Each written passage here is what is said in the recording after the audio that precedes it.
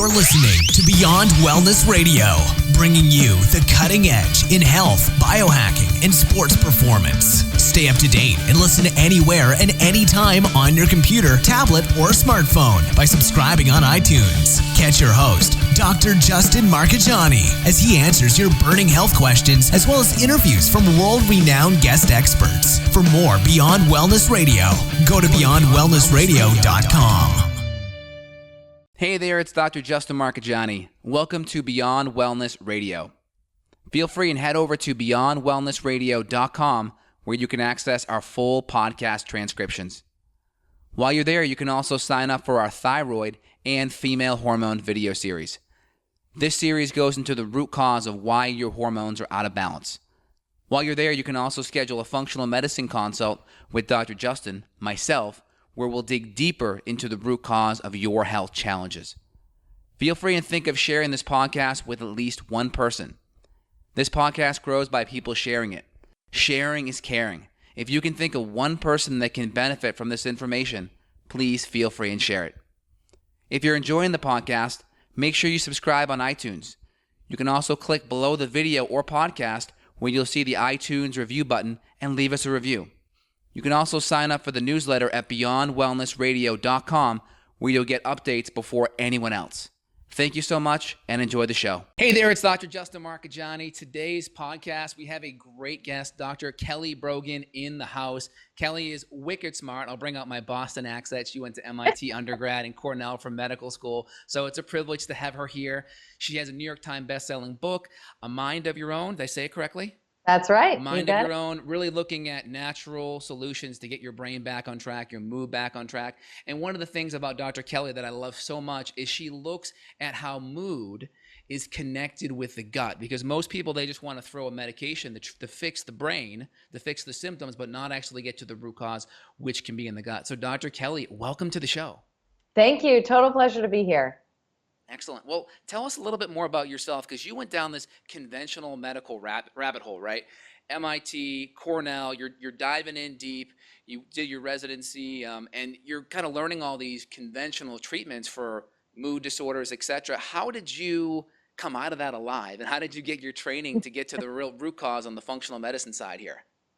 Yeah, so, I come from a very conventional mindset, and, I was raised by an immigrant mom, and anyone who has immigrant parents knows that basically you follow the rules, you become a doctor or a lawyer, and you're supposed to be making a lot of money. Yeah. And that was essentially, my effort was to become a doctor. I thought, I'd figured out through my work on a suicide hotline actually at MIT that we've cracked the code of human behavior. We know that these are genetic illnesses that are reflected as chemical imbalances that require pills for lifelong management. Cool. I'm going to participate in that model. And so it really wasn't until my own sort of health journey, which is what you'll hear from any turncoat doctor. We've had a personal experience where we've bumped up against the ceiling of what conventional medicine has to offer, and we learned a broader version of the truth. And, I've always been a science nut. I'm very comfortable on PubMed.com. And I went and researched for myself, the truth about everything I learned in medical school and residency and fellowship. And what I learned was pretty jaw-dropping. I was ready to hear it, though, because I had already had my own experience of putting an autoimmune disorder into remission through nutrition. And so, what I learned is that depression, for example, let's just talk about depression because it's a emblematic of these more systemic issues in our medical system, but it's not a thing, it's not a disease in the way we were told it was. And what I learned through my review of the medical literature is that in 6 decades, we've been trying to validate this idea that depression is a chemical imbalance. The science just isn't there. I was shocked, because I can't tell you how many hundreds of patients I sat with and I said, you have a chemical imbalance. It has something to do with serotonin or dopamine or norepinephrine. And, you need to manage it. And the sooner you accept that, the easier your life is going to be. So patronizing. I said that to countless patients. And when I looked at the science, it just wasn't there. But what is there, interestingly, is science that frames depression as an illness of modern civilization, right? So it's a response on the part of the body, mind, and spirit to the kinds of stressors, exposures, triggers, toxicants that we are encountering today that we just haven't evolved to accommodate. And perhaps we never will. Perhaps we're not even meant to, right? Because of our wrong living today and the way that the natural world will ultimately ask us to get back in line. And one of the ways that asking happens, that invitation is delivered, is through symptoms. So, I found that there are actually a lot of reversible causes of what we are calling depression. Interesting. Very good. And I see a lot of patients clinically, right? Because I'm working with patients making diet changes. So we're cutting out gluten, grains, refined sugar, a lot of the inflammatory foods. We're cutting out a lot of the bacteria in the gut that has this compound called LPS, or lipopolysaccharide. And you've talked about that kind of getting into the bloodstream and making its way to the brain and creating mood issues there. Can you elaborate more on that? Yeah. So, I think it's fairly intuitive for most people, that the gut and the brain are connected, right? Mm-hmm. You felt nervous about giving a speech and maybe you lost your appetite or you have diarrhea or something like that. And that makes intuitive sense. But the other direction, the gut to brain direction, is really something we're just beginning to develop scientific comfort with, although it's been actually several decades since it's emerged in the literature. When it comes to depression, it's interesting because the animal model of depression, there is such a thing. In the animal model of depression, the way that they induce it is to inject systemically, right, in these rodents, LPS, as you mentioned. Mm-hmm. So this compound in gram-negative bacterial walls.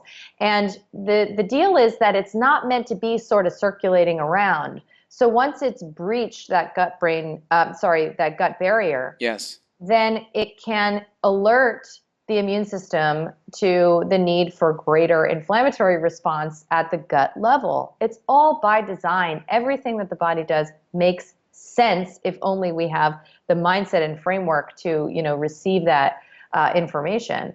So, through this lens, the inflammatory response that ultimately results in the symptoms of depression, which are what? Sleep disturbance, social avoidance, changes in appetite, for example, changes in motivation, fixation on very specific thoughts, that the driver of that perhaps could be reduced to a gut insult. So where do gut insults come from most of the time? Through what we put in our mouth, right? Yeah.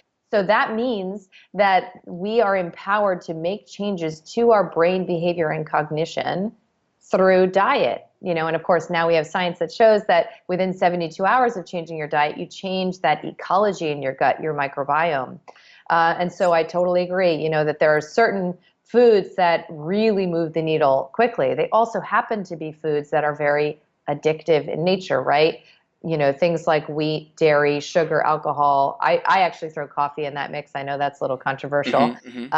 But, so not only are you seeing what you look like without these addictive foods, but you're also engaging in a pretty deep exercise of changing your gut ecology. And, we could talk about the role perhaps of certain kinds of starches in, feeding gut bacteria, because that's, part of my approach is to restrict those for the first month. Got it. Interesting. And what's your experience treating patients? Because clinically, I treat about 50 patients a week in my virtual clinic here in Austin, and I'm running stool tests, sometimes even multiple stool tests on different patients. And I'm seeing, obviously your SIBO type of overgrowth, your methane and your hydrogen overgrowth. And then I'm seeing infections like blasto and giardia and cryptosporidium and E. histo and H. pylori. What are you seeing in your patients? Are you kind of seeing a similar imbalance with those critters? It's interesting because when I departed conventional medicine, my first deep dive was into functional medicine. Mm-hmm. And that's, I was certified through ABIHM, and I was very interested because this is how my mind works in quantifying every aspect of my patient's existence, right? So I wanted blood and saliva, I wanted hormone testing, I wanted urine analysis, and I wanted a stool analysis. And I did that for several years. I'm almost a decade into this work.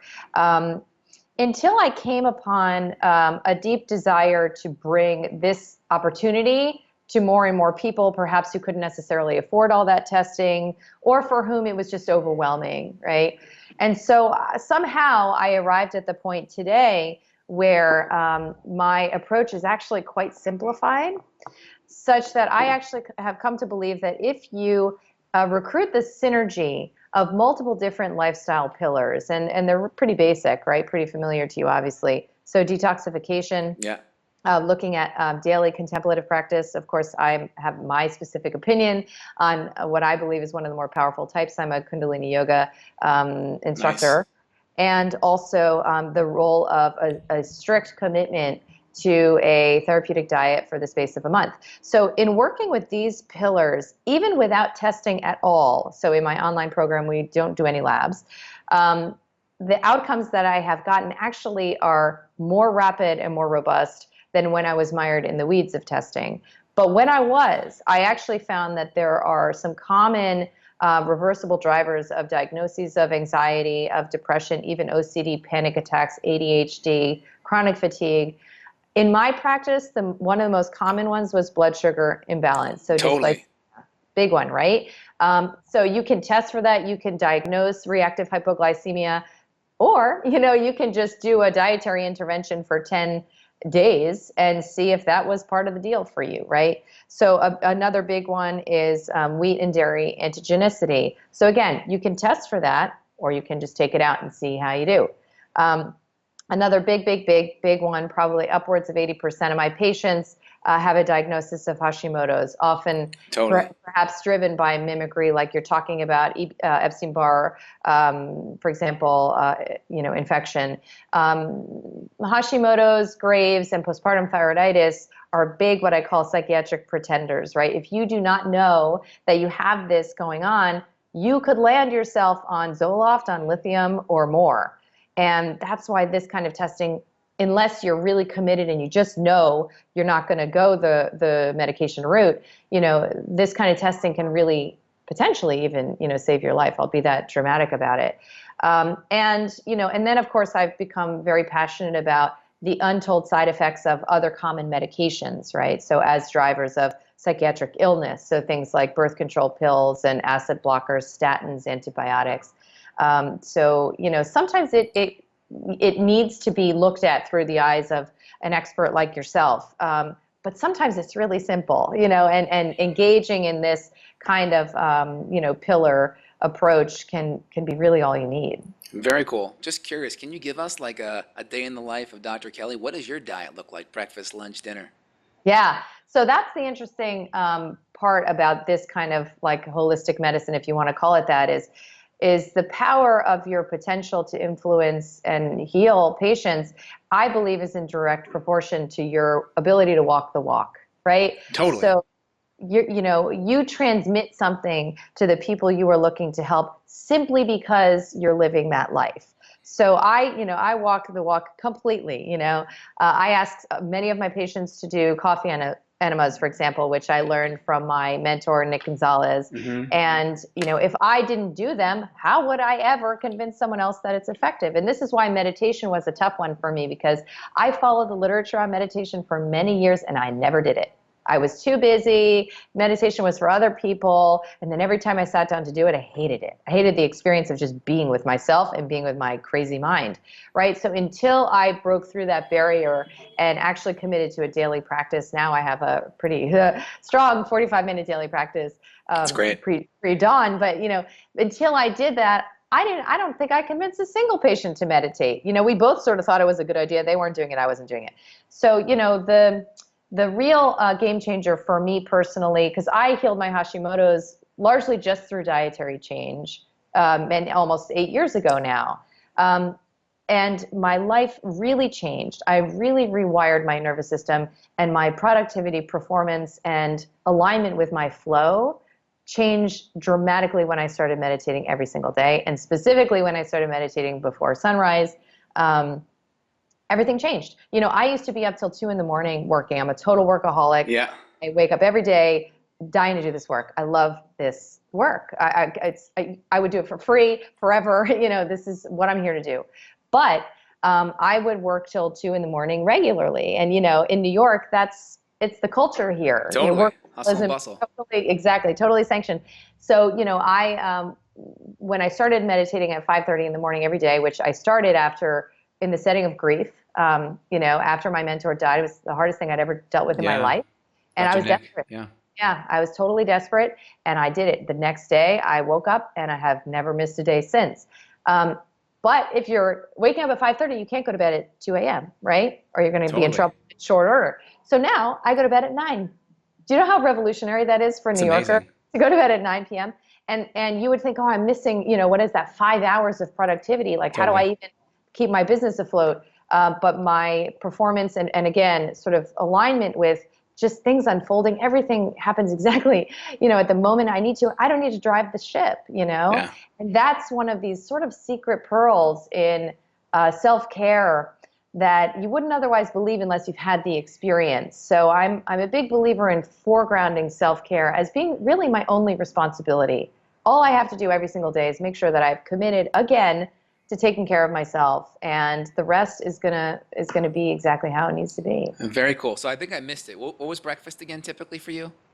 So I have this smoothie often. It's so funny because sometimes I'll write a blog that I spend weeks and weeks and weeks researching. There's 10, 15, 20, 30 references in it, and 4 people will read it, right? Mm-hmm. And then one day I just decided to write the ingredients of this smoothie that I put together. Okay, it's egg yolks, coconut oil, plus minus coconut oil, nut butter, frozen organic cherries, it's collagen powder, coconut water. It's basic stuff, but it's not a green smoothie, right? It's not a ton of kale and spinach or anything like that. And it's to this day the most viral thing I've ever written. It's just my breakfast, right? Because if you struggle with blood sugar stuff like I did, like many of the people I work with do, it's within the day resolution. Within one day you could turn that around. You'll feel what it is to put, it's 2 tablespoons of ghee, put that much fat into your body for breakfast is an unusual thing for most people, and it tastes delicious, and you actually feel full for sometimes, double, triple the amount of time you would have otherwise. So that's why I'm actually I'm glad you asked, a big believer in just beginning with changing your breakfast. If you're not ready for the rest of it, just start there and see how different you can feel. Yeah. I love it. Because stabilizing that blood sugar is so important, because when your blood sugar goes on highs and lows, you get the hyperinsulinism, which is going to create all kinds of problems in your hormones. If you're a woman, it will turn you into a man by getting the PCOS stuff going. And if you're a man, it will turn you to a woman by upregulating aromatase. So you have that side of the fence. And the blood sugar swings, when they go low, you're going to get a lot of cortisol and adrenaline, which can create mood issues and create that anxiety. And that may be the reason why you're on the Xanax or the other mood stabilizers, right? You said it, so I don't have to. That's exactly it. It's powerful. I mean, I have patients who've had up to 6 panic attacks a day, been on 3 medications, heading to electroconvulsive therapy, and all that was going on was dysglycemia. It's crazy. Huge. Yeah. Now, we have these cells in our brain also called the glial cells, and a great portion of the cells in our brain are actually immune cells, which is interesting.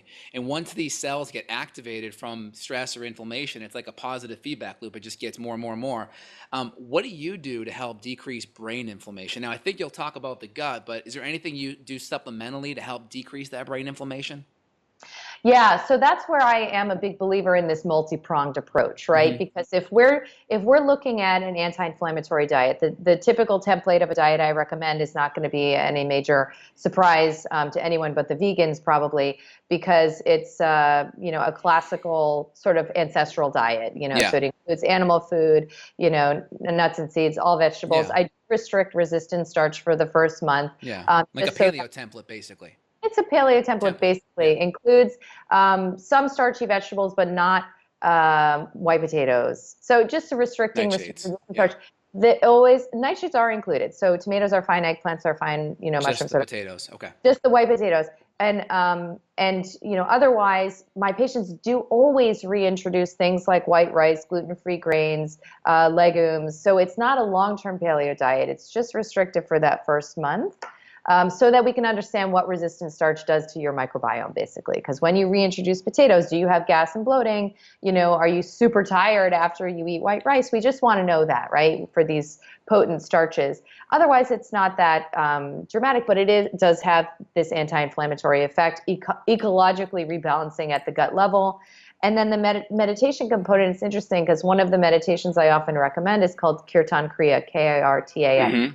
It's been studied in randomized trials, actually, for changes in brain level perfusion and subjective outcomes in terms of resolution of cognitive impairment in dementia patients who we have nothing to offer, on a pharmaceutical level. So literally all they did was 11 minutes of this meditation every single day. Mm-hmm. So I'm a big believer in the potential for these ancient technologies to send that signal of safety at the brain level. And then, of course, when you're engaging in detoxification, even if it's as simple as taking the pesticides out of your diet, we are fundamentally changing the way the immune system is being triggered. And as you said, we have evidence that from a gut level, but also from a psychosocial stress level, we can mobilize the immune system in the systemic circulation that then tracks back to the brain and, like you said, kicks off that alarm.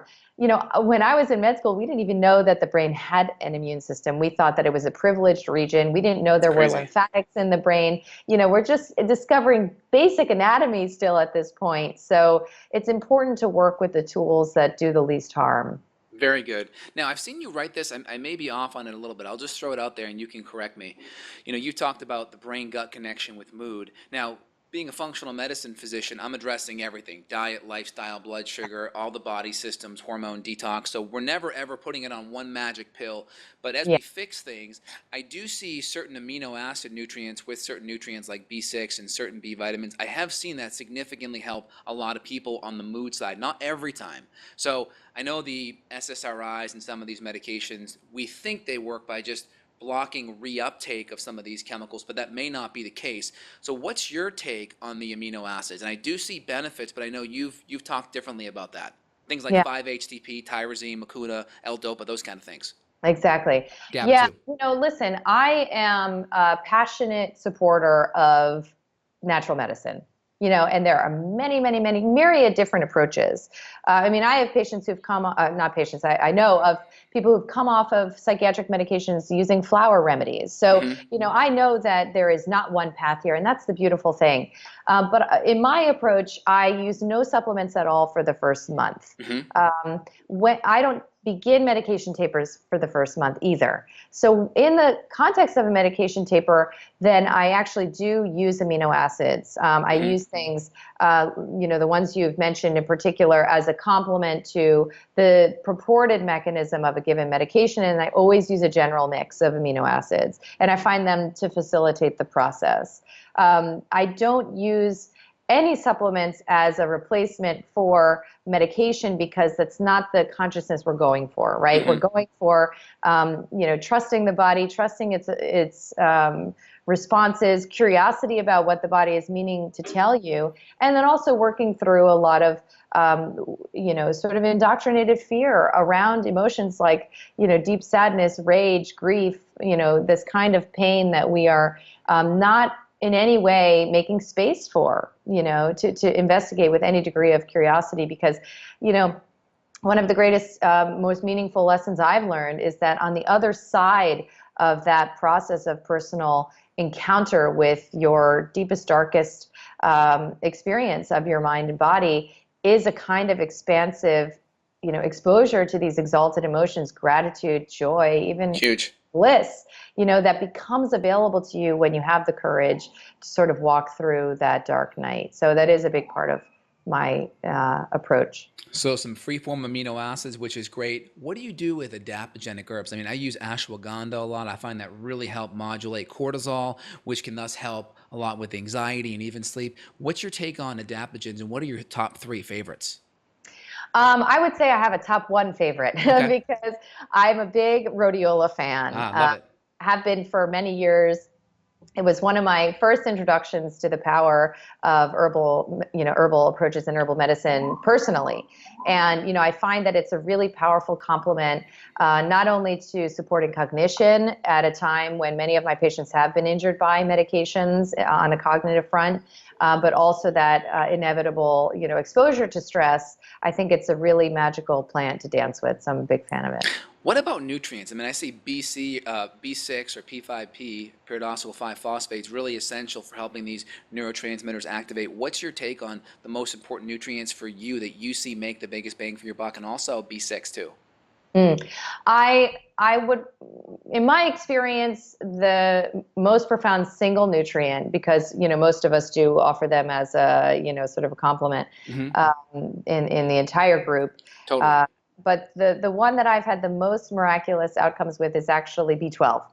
Yes. And Huge. through my work with Nick Gonzalez, I've had a better ability to contextualize why that is. In the patients that I work with, they are what he would call parasympathetic dominance, and so they respond especially well to animal-based nutrients, particularly like B12. And there are cases in the literature of one woman in particular who was diagnosed as having psychotic depression. She was given electroconvulsive therapy and multiple medications, and all that she had going on was a B12 deficiency. So I actually I have my patients inject themselves with something like a hydroxycobalamin at a pretty generous dose, sometimes like 5 milligrams, sometimes several times a week initially, which is obviously considered to be rather aggressive, but it seems to be quite effective in a short period of time, particularly for cognitive and energy related impairments. I know Dr. Brownstein's also a big form of the hydroxyl form. Why do you like the hydroxyl so much, let's say over the methyl or the adenylyl? I started with the methylcobalamin form, and I just had a couple patients who felt overly activated by it, like was sort of wired by it. And again, I'm using large doses, so it could have just been that. The hydroxy form is just a way to thread the needle, for those patients who might be susceptible to the methyl aspect of. And then do you have any opinion on GABA as well? I know some people say the molecule is too big to cross the blood-brain barrier. Others are coming out with liposomal forms. What's your take on GABA? Yeah, I have gotten very comfortable using a form called pharma-GABA. Pharma-GABA, It's, Design's fermented got it, form. yeah. Yeah, and it's when it works, and who knows if that's placebo or otherwise. I don't really care, because if it's as benign as it is, I'll ride that placebo effect all day long. But it's a fan favorite, of my patients, particularly during the process of moving through medication tapers. It's a very important tool. And then when you're dealing with people that are on these medications, whether they're benzos or SSRIs or even lithium and such, how are you dealing? Like, does everyone have the ability to get off those medications at some point?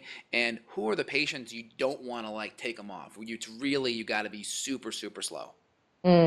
Well, it's my passionate belief that every single person should be offered the opportunity to come off of psychiatric medications. Yeah. I'll even go farther to say all medications, period. What the most critical ingredient is the mindset, right? Yeah. It's the belief that it's possible. It's the readiness to commit to lifestyle medicine and to self-care, which of course confers a type of empowerment that's very necessary to move you out of the dependent and helpless position that you are put in as a psychiatric patient.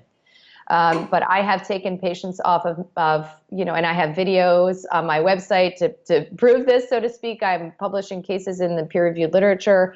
I've taken patients off of up to 5 medications they've been on for 25 years.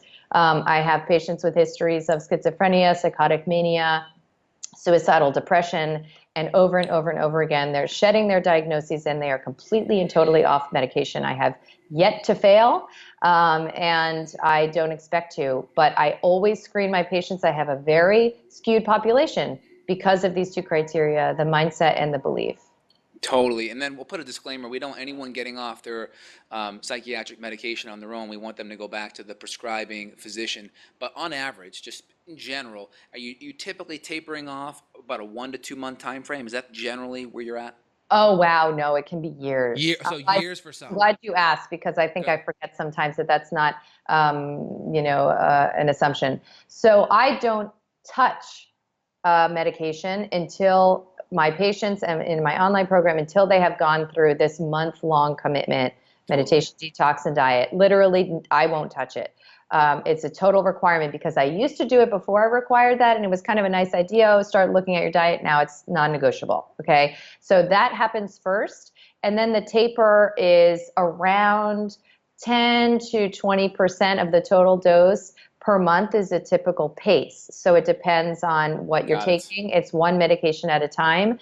The process can take years. And you know what? If you want it to last and you want it to be a permanent new chapter for you, you're all right with that, because it's an investment in this being not just a revolving door where you're back on meds in a couple of months.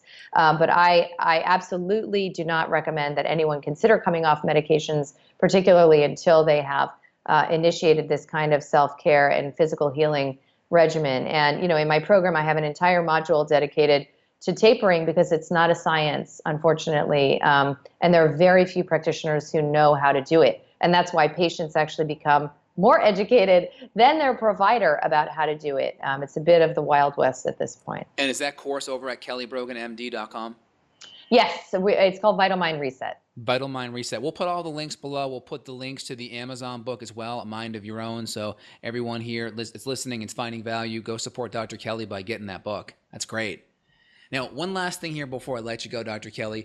When I use certain amino acid with patients, even some of the free forms, I'll start to notice the patient is starting to have some of the side effects as if the drug's too much. Do you see that at all? And then do you start to gradually taper if those higher side effects from the amino acids are making the drug work better? Do you notice that at all? That is possible. I don't often encounter that for whatever reason, but that's absolutely possible. And in fact, there's a proprietary formula called Empower Plus by True Hope, and they've done a lot of research. True Hope, yeah. Yeah. And, they counsel about that, that it's very possible that in the setting of nutrient repletion, that medication could become actually almost quasi-toxic, so that you would need to begin to ramp down on the dose of medication at that point. So it's highly possible, and that's an incredible reminder, that nutrients are very powerful tools to be used with strategy. Awesome, Dr. Kelly. I think you're changing the world. I appreciate you coming on the show. Last question for you. If you're on a desert island and you can only bring one nutrient, one supplement, one herb, whatever it is, what would that be for you? Oh, turmeric, of course. Turmeric, okay. Got it. Curcumin. Yeah, curcumin. Getting the anti-inflammatory on? It's everything, it's like a miracle. It's a miracle herb. And, the research on it, of course, had my skeptical mind convinced, with the catalog research on curcumin, which is one isolate of this very complex herb, is astounding, head to head against medications like COX-2 inhibitors, antidepressants. It's extraordinary. So I think of it as the power performer for sure. I love it. Now, is there anything else you want to let the listeners know? Any new books, products, online things coming out for you that people should be aware of? No, just, that we're here to support your journey. If any of this is resonant, it is 100% possible for you. I see it every single day. And so just to make sure that I plant that seed of potential, and, we're here to support. We have tons of free information on the site, and of course, greater complex products if needed. And let's hear those links one more time. kellybroganmd.com. The second one was? That's it. All the information's there. So we'll just keep it simple. And then the book. If you guys love it, go get that book on Amazon. Dr. Kelly, we really appreciate you coming on the show. Thank you so much. Awesome. Take care. Got a question for Dr. J? Go to beyondwellnessradio.com and click the questions button. Then tune in to hear the answer. Also, if you like the show, click below to review us on iTunes. For more Beyond Wellness Radio, go to beyondwellnessradio.com.